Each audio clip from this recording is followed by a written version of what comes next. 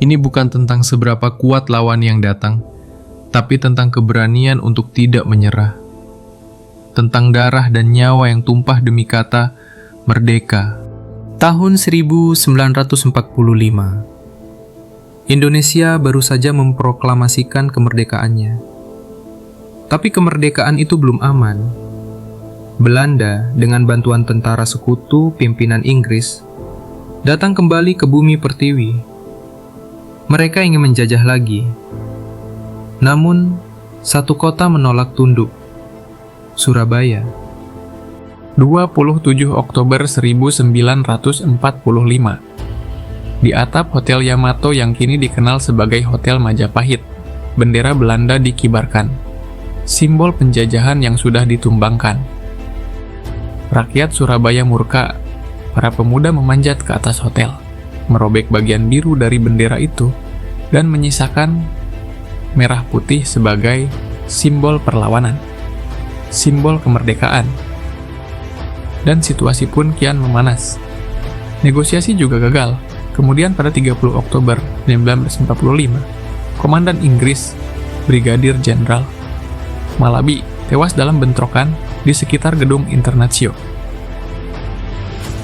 Inggris dan sekutu yang sangat marah akan kejadian tersebut akhirnya mengultimatum rakyat Surabaya pada tanggal 9 November 1945. Isi ultimatum itu berbunyi, serahkan senjata atau kota akan dihancurkan. Tapi rakyat menolak, sedikitpun mereka tidak akan gentar menghadapi Inggris dan sekutunya. 10 November 1945, pukul 6 pagi. Langit Surabaya bergetar oleh dentuman meriam. Tank-tank Inggris melaju, pesawat-pesawat menjatuhkan bom, dan artileri berat menghantam kota. Tapi rakyat tidak lari. Dari gang-gang kecil, dari balik reruntuhan, rakyat Surabaya melawan. Dengan bambu runcing, senjata rampasan, dan semangat membara. Mereka bukan tentara. Mereka adalah petani, guru, santri, dan pemuda biasa. Tapi mereka memiliki satu hal yang tidak dimiliki musuh, yaitu keyakinan bahwa negeri ini harus merdeka. Kota porak-poranda, ribuan rakyat gugur. Tapi perlawanan tidak pernah padam. Namun, di tengah perlawanan itu, muncul satu suara. Bukan suara senjata, bukan dentuman meriam, tapi suara seorang pemuda, yang suaranya lebih dahsyat dari ledakan bom. Dia adalah Bung Tomo. Lewat siaran radio di tengah reruntuhan kota, Bung Tomo berbicara, tidak kepada para jenderal, tapi kepada rakyat kecil, petani, santri, pelajar, buruh, dan para pemuda yang memegang teguh keyakinan akan perjuangan. Rakyat Surabaya bangkit.